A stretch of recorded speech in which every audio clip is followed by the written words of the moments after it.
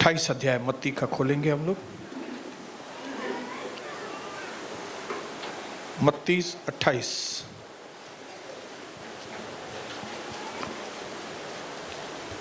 एक वचन से आगे मैं आपके लिए पढ़ रहा हूं।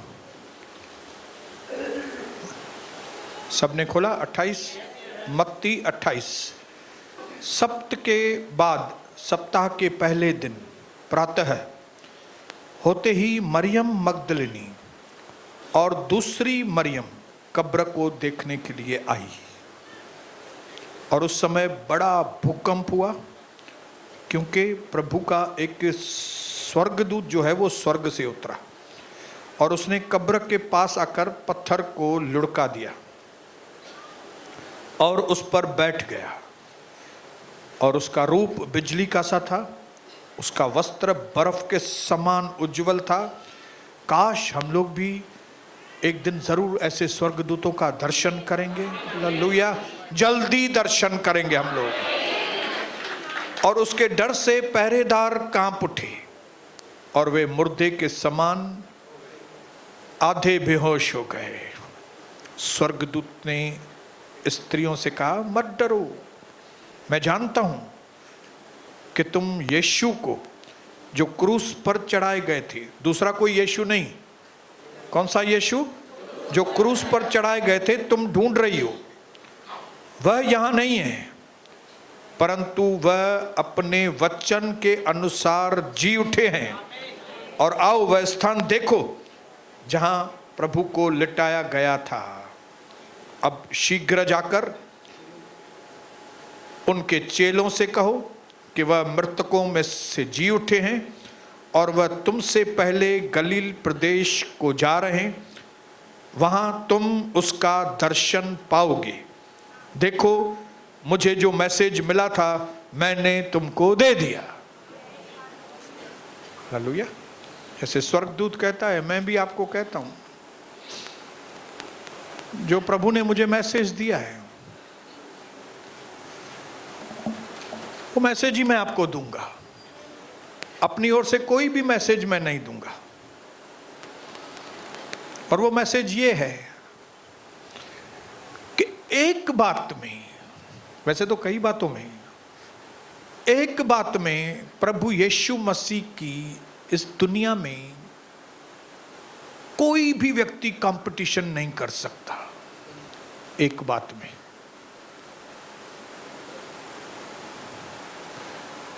और वो है मृतकों में से जी उठना। हालेलुया। कई बातों में लोग हमारे यीशु मसीह की तुलना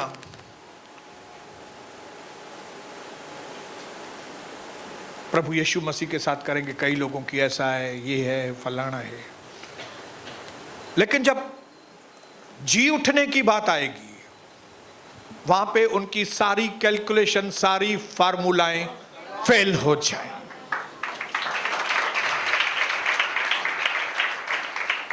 मैं परमेश्वर को धन्यवाद करता हूं कि परमेश्वर ने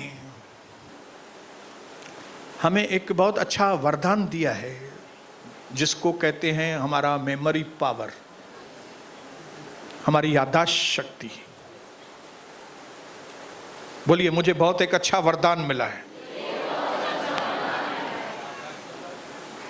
क्या? मेमोरी, याददाश्त शक्ति। हमें पुरानी बातें याद आती हैं। कितना भी कोई व्यक्ति बोले मेरा मेमोरी पावर अच्छा नहीं है, अच्छा, तो इसका मतलब है तुमने जिधर घर में पैसा रखा है वो तुमको याद नहीं है। हालेलुया। तुमको याद है तुम्हारी ये पत्नी है? अगर तुमको मालूम है ये तुम्हारी पत्नी है, ये तुम्हारा बेटा है, ये तुम्हारा घर है, ये तुम्हारे पैसे इधर रखे हैं, तो तू झूठा है। तेरा मेमोरी पावर। अब अगर आप इस मेमोरी पावर को, इस याददाश्त शक्ति को गलत इस्तेमाल करेंगे, मतलब जो बातें आपको नहीं याद करनी चाहिए, अब वही बैठ के याद करेंगे घड़ी घड़ी, तो आपकी जिंदगी मुसीबत बन जाएगी आपके लिए। लेकिन धन्यवाद हो कि परमेश्वर ने इस वरदान को हमारे हाथ में दिया है। हम चाहें तो किन चीजों को याद कर सकते हैं, अगर हम न चाहें तो हम उनको याद नहीं कर सकते। हम उसको डिलीट नहीं कर, उसको हटा सकते हैं, पर मुझे याद नहीं करनी है। तो इस याददाश्त शक्ति की सबसे पावरफुल वे आप सही तरीके से अगर यूज कर सकते हो तो इस मेमोरी पावर में हमेशा एक चीज याद रखना कि यीशु मसीह ही एक ऐसा प्रभु है जो आया, जिया, मारा गया, गाड़ा गया, लेकिन तीसरे दिन वो जी उठा है।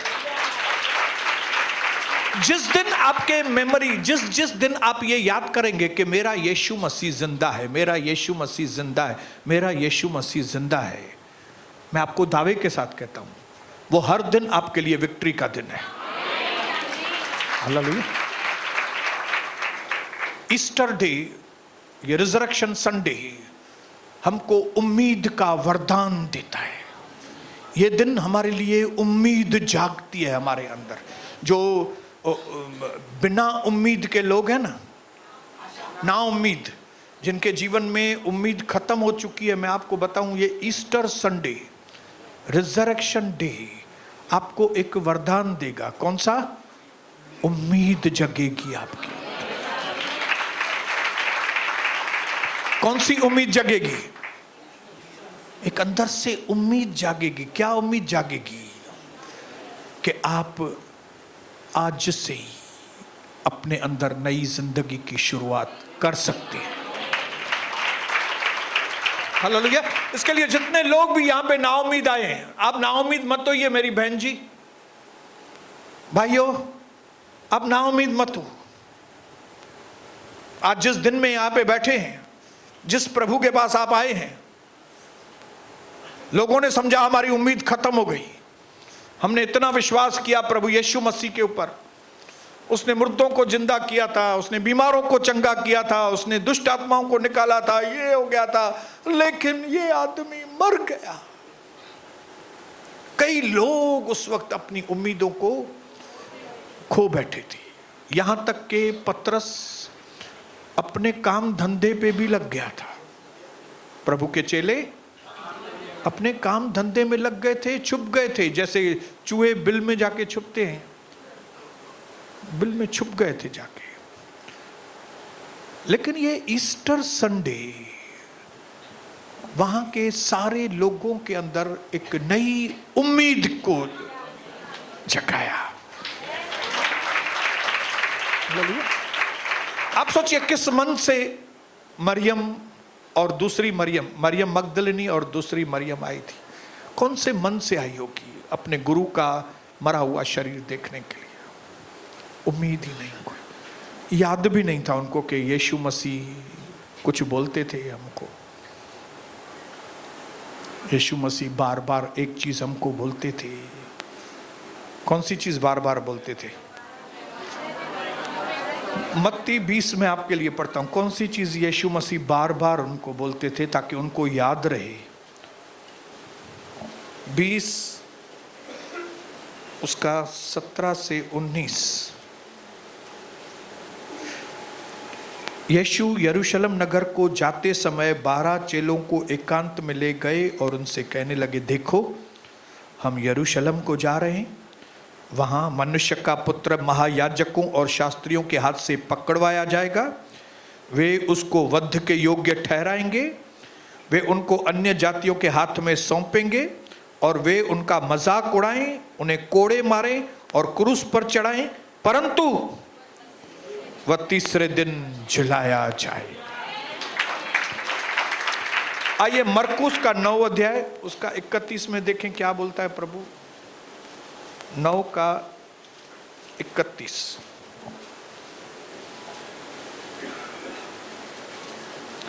क्योंकि वह अपने चेलों को उपदेश दे रहे थे, वह उन्हें बता रहे थे, मनुष्य का पुत्र मनुष्यों के हाथ से पकड़वाया जाएगा और वे उसे मार डालेंगे वह मरने के तीसरे दिन बाद जी उठेगा। What a confidence! बोलो, क्या तो आत्मविश्वास से बात कर रहे हैं। एक बार नहीं, दो बार नहीं, तीन बार नहीं, दसों बार प्रभु यीशु मसीह आत्मविश्वास के साथ अंदर भरते हुए वो चेलों को बताते थे कि लोग मुझे पकड़वाएंगे, अन्य जातियों के हाथ में दे देंगे, वे मुझे क्रूस पर चढ़ाएंगे, मैं मारा जाऊंगा, लेकिन मैं तीसरे दिन जी उठूंगा। अगर आप में से कोई लोग यीशु मसीह के बेटे बेटियां हैं तो उनको बोलो, आप बोलो, मेरे अंदर भी कॉन्फिडेंस आ गया है।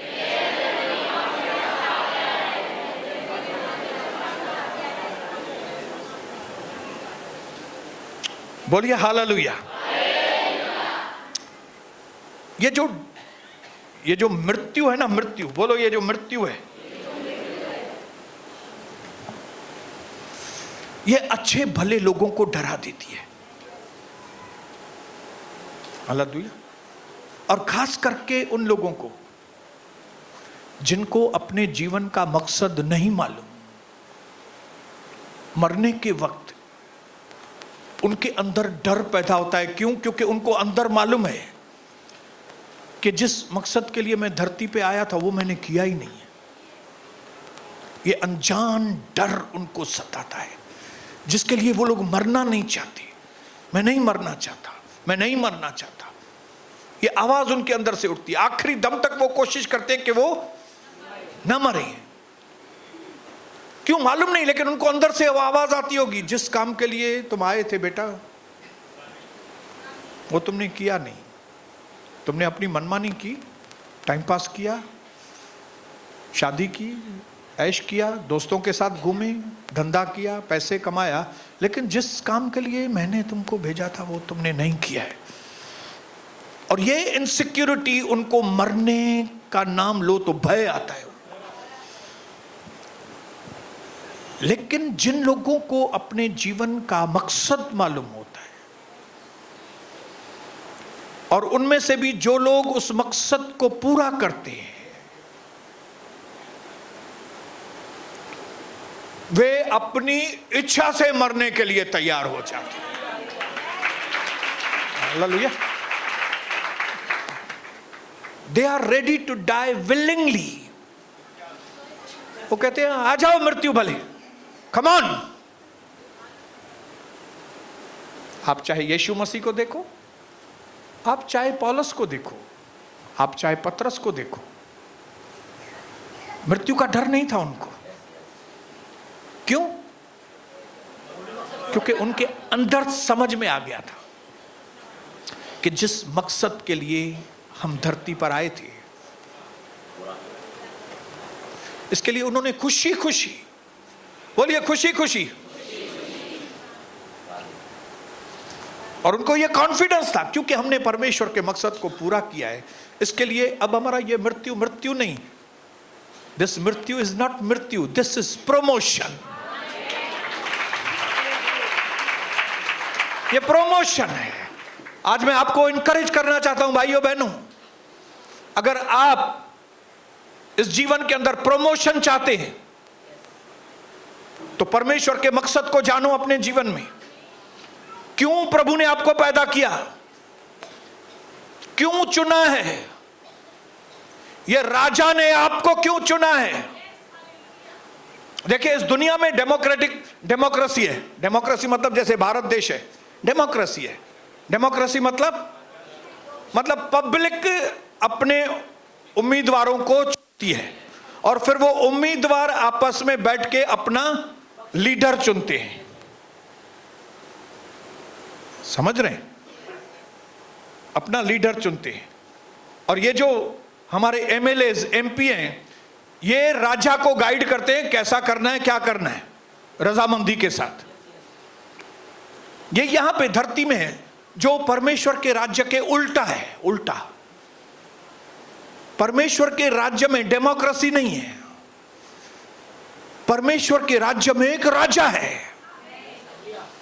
हालेलुया।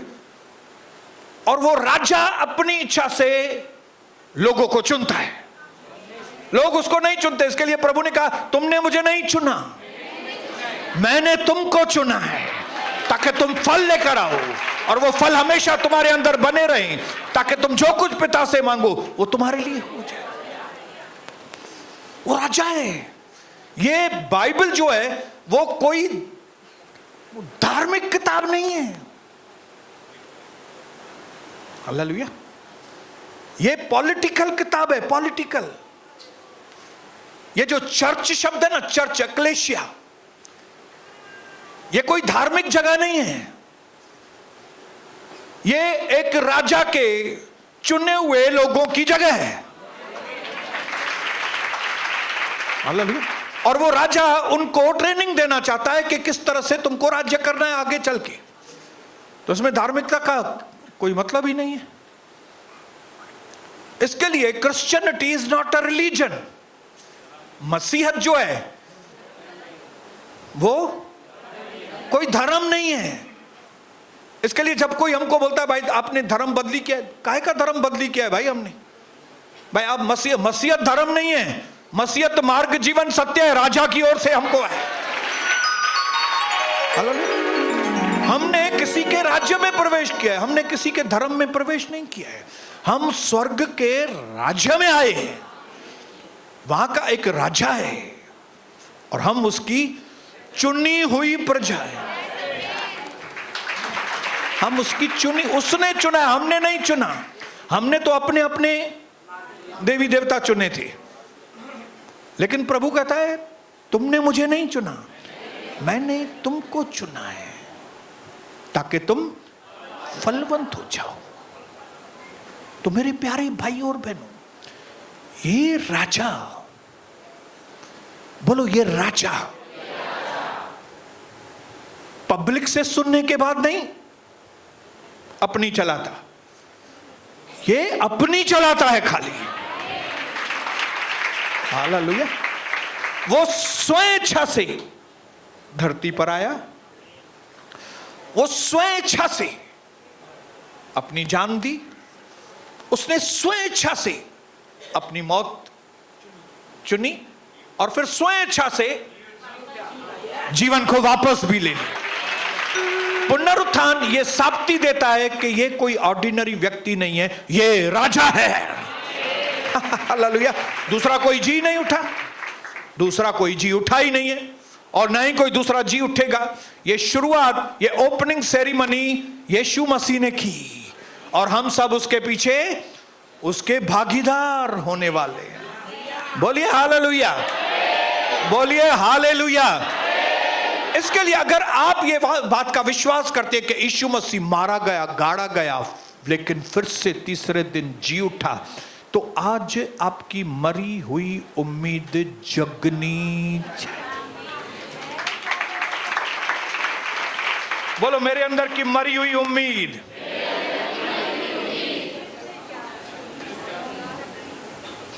जगनी चाहिए। हालेलुया।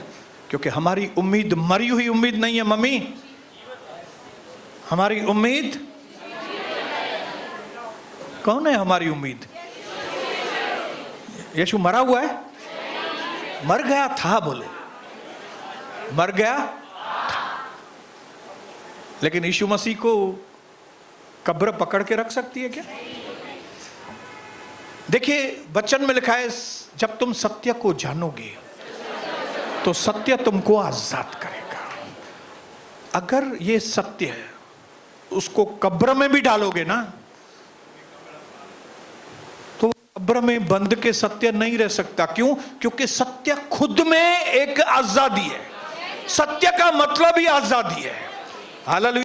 जिस दिन आप सत्य को जानेंगे उस दिन जेल का कटघरा भी आपके लिए आपका बेडरूम हो जाएगा। बेडरूम में कैसे सोते हैं? लेंगो मथे, टी शर्ट मथे कीअं में सुम्हंदा आहियो, जो बेडरूम आहे असांजो।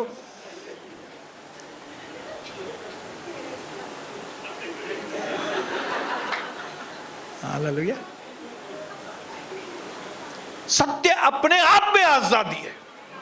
हालेलुया। इसके लिए जो व्यक्ति सत्य को मानता है, जब सत्य उसके अंदर आता है तो वो सत्य पकड़ में नहीं आता,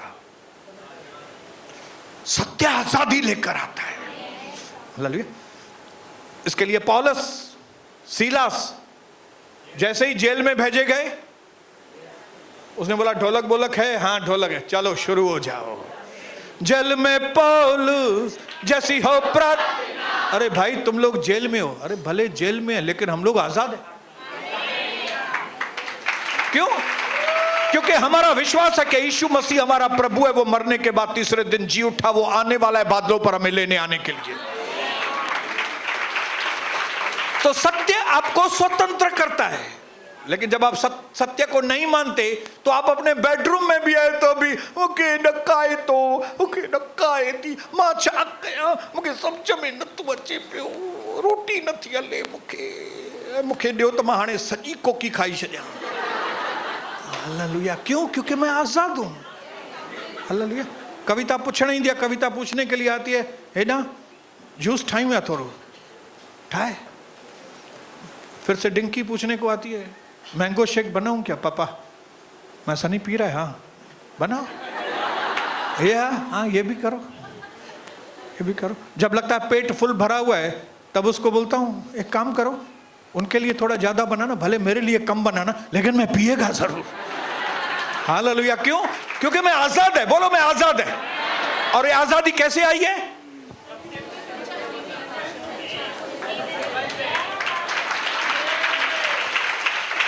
और ये सच क्या है? सच ये है कि यीशु मसीह प्रभु है।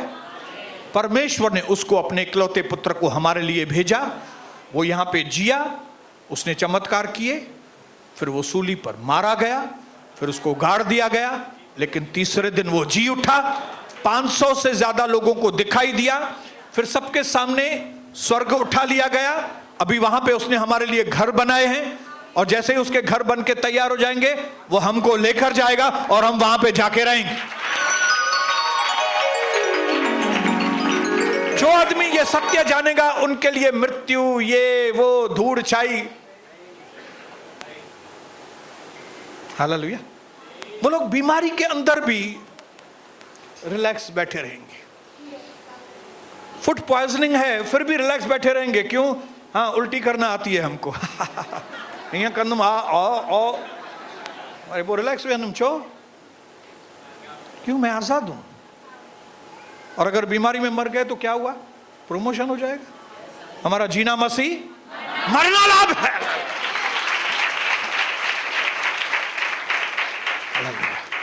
Death came through a man. मृत्यु एक आदमी के द्वारा आई।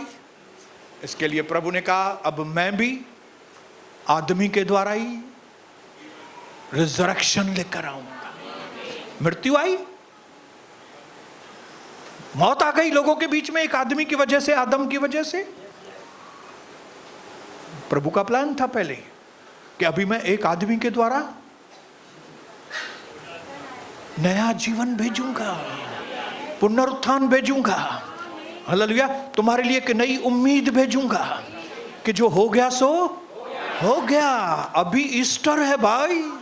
अपने पड़ोसी को बताओ ईस्टर है, Easter, the day of new beginning. जिंदगी की नई शुरुआत की दिन है ये दिन आपको जो नई शुरुआत करनी है वो करो। हालेलुया। पुरानी बातें बीत गई, पुराना चैप्टर पूरा नहीं हुआ है, पुराना किताब ही बंद कर दो। क्या करो? पुराना किताब ही बंद है। पुराना किताब खत्म हो गया है और वो किताब को समुद्र में फेंक दिया है। अभी नया चैप्टर नहीं, नया किताब लिखने का टाइम। मेरी जिंदगी का नया, बोलो मेरी जिंदगी का नया किताब। लल्लुया। पिछले समय में मैं बंधन में था, लेकिन अभी नया किताब है मेरा।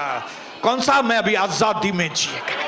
ओ पिछले किताब में मेरे जीवन में बहुत गरीबी था। मैं छोटे छोटे थोड़े थोड़े अमाउंट के लिए मैं तरसता था, लोगों से मांगता था मेरे को पैसा दो, मेरे को पैसा दो। लेकिन वो किताब हो गया खत्म, समुद्र में फेंक दिया। नया किताब आया है जिसमें प्रभु ने मुझे पैसा कमाने का सामर्थ्य दिया है। हालेलुया।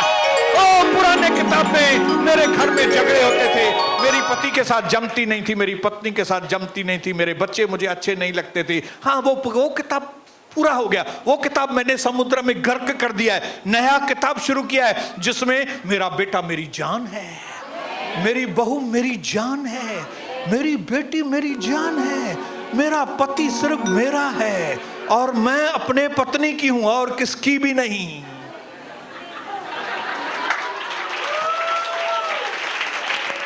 पकड़ा आपने बात को पकड़ा, मतलब होशियार थी जाम। हालेलुया। देखो मम्मी केडी होशियार थी भैया, हालेलुया। बपतिस्मा भी हो गया उसका, हालेलुया। तो अगर गुड फ्राइडे आपके जीवन में नहीं तो ईस्टर संडे भी नहीं आने वाला है। इसके लिए नई जिंदगी की शुरुआत तभी होगी जब ये पुरानी बोलो पुरानी। और ये नए जीवन में इतनी ताकत है, द पावर ऑफ रिजरेक्शन। एक बार आदमी ना पश्चाताप करके पुरानी चीजों को छोड़ के नए जीवन की शुरुआत करता है, शैतान की टांगें कांपती है।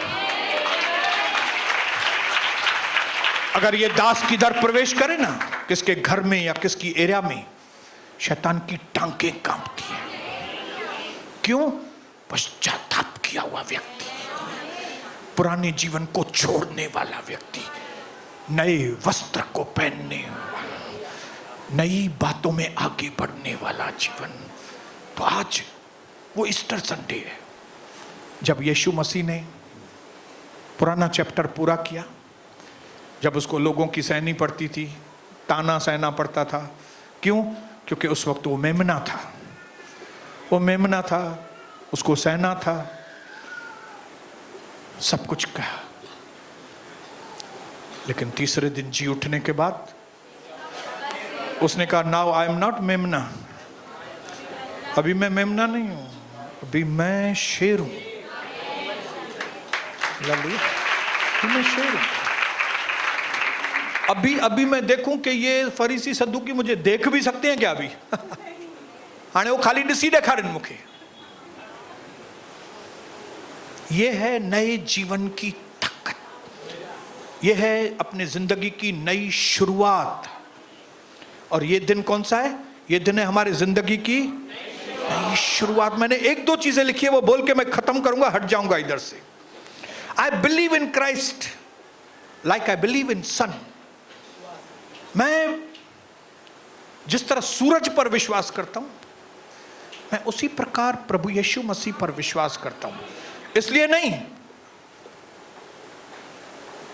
कि मैं सूरज को देख सकता हूं, मैंने यीशु मसीह को तो देखा नहीं है अभी तक,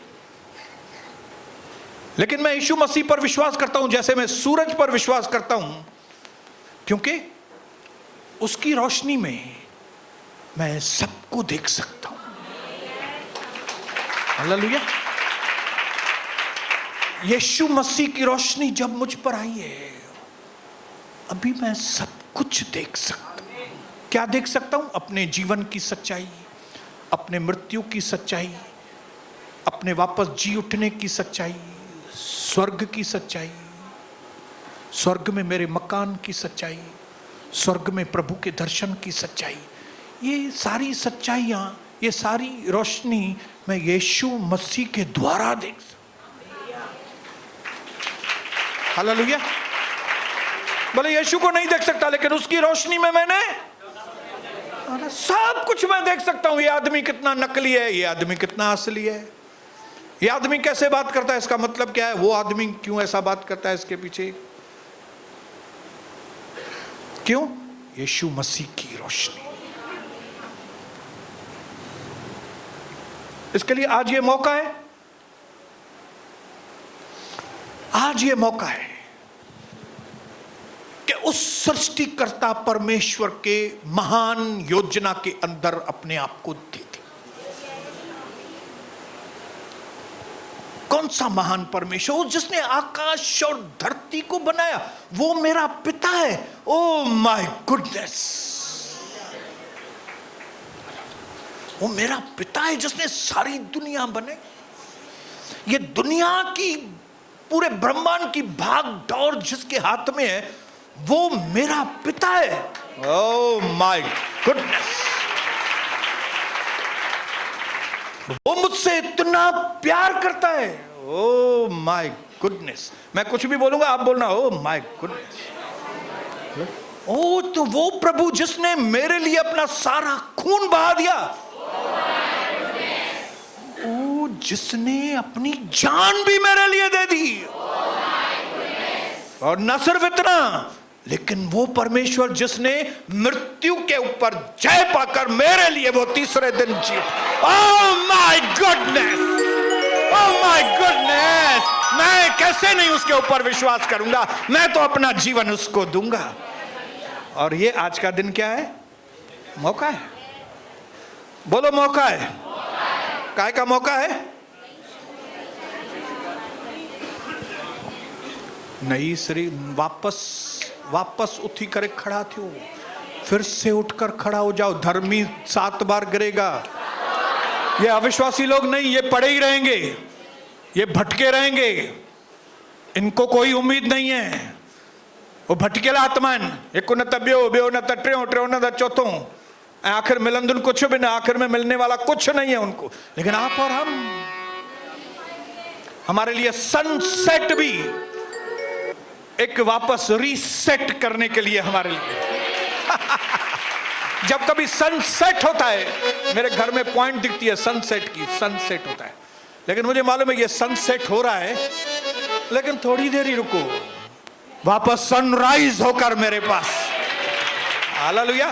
क्योंकि मेरा प्रभु जिंदा है, क्योंकि मेरा यीशु जिंदा है, इसके लिए कोई भी तकलीफ आपके ऊपर, मेरे ऊपर ज्यादा टाइम अलाउड नहीं है। Every problem that is coming on you, they are coming with expiry date. कोई प्रॉब्लम 2 दिन के लिए है, कोई 4 दिन के लिए, कोई 5 दिन के लिए, और फिर वो प्रॉब्लम गेट आउट हो जाएगा। हालेलुया। यही उम्मीद है, बोलो यही उम्मीद है, यही उम्मीद है। चेले सब उम्मीद खो बैठे थे, लेकिन उनको क्या मालूम ये मरने के बाद जी उठेगा, और न सिर्फ जी उठेगा, वो मिलने के लिए आएगा। ओ पतरस, ए यूहन्ना, ए थोमा, इंडिया जाएगा क्या? हाँ जाएगा। इधर घुसा, हाथ घुसा, अपना उंगली घुसा इधर। आया, मैं आया है क्या करने को? मैं तुम्हारा उम्मीद जगाने के लिए आया है। तू मरेगा नहीं, तू जिंदा रहेगा। ये प्रॉब्लम तेरे ऊपर टिकेगा नहीं, तू प्रॉब्लम के ऊपर जय पाने वाला है। इसके लिए बहन शक्ल उतारने की जरूरत नहीं है। बच्चों को लेकर आओ इधर उम्मीद वाले के पास। ये जिंदा उम्मीद वाला यीशु यहां पर है। आखिरी 2 चीज बोल के खत्म करूंगा, बहुत इंपॉर्टेंट है और मैंने बहुत आराम से लिखा है। The chief beauty of time is what. ये जो वक्त है हमारे जीवन में, जो प्रभु ने वक्त दिया है, उसकी बड़ी खूबसूरती क्या है मालूम है? उसकी एक बहुत बड़ी खूबसूरती है ये वक्त की। कौन सी है? मैं पढ़ रहा हूं आपको। It's that you can not waste it in advance. आपने पिछला खो दिया होगा समय, ओके, माना आपने इधर उधर जाके अपने टाइम को बर्बाद किया, लेकिन इस वक्त की मैं खूबसूरती बताता हूं आपको। वो खूबसूरती ये है कि आप इस वक्त को एडवांस में गवा नहीं सकते। मतलब कल का वक्त आपको है, परसों आपके, और वह भी कल का दिन कौन सा है? जिसमें मैंने अभी तक एक भी मिस्टेक नहीं की है, क्योंकि कल का दिन शुरू ही नहीं हुआ है। मिस्टेक हुई नहीं है, गलतियां की नहीं है, गंवाया भी नहीं है, क्योंकि मुझे मालूम है कल आएगा मेरे पास। तो क्या करें फिर? ये समय इतना ब्यूटीफुल है, तो प्रभु चाहता है इस समय को ब्यूटीफुली अपने अंदर ले लो। हालेलुया। समय बता रहा है, आज प्रभु के वचन के द्वारा समय बता रहा है कि आपके जीवन में एक नई बिगिनिंग हो सकती है।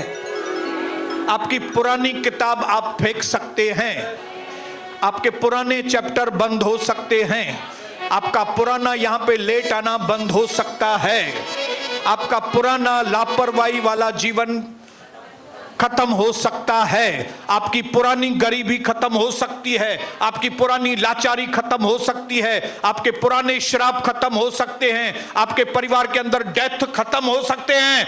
कभी जब आप आज के समय की ब्यूटी अपने अंदर ले और आने वाले समय का सही उपयोग करें। और आने वाले समय का सही उपयोग कैसे होगा? कैसे होगा? आइए प्रभु यीशु मेरे जीवन में, आपके पुनरुत्थान के सामर्थ के साथ मेरे अंदर आइए, क्योंकि मुझे अपने जीवन की एक नई शुरुआत।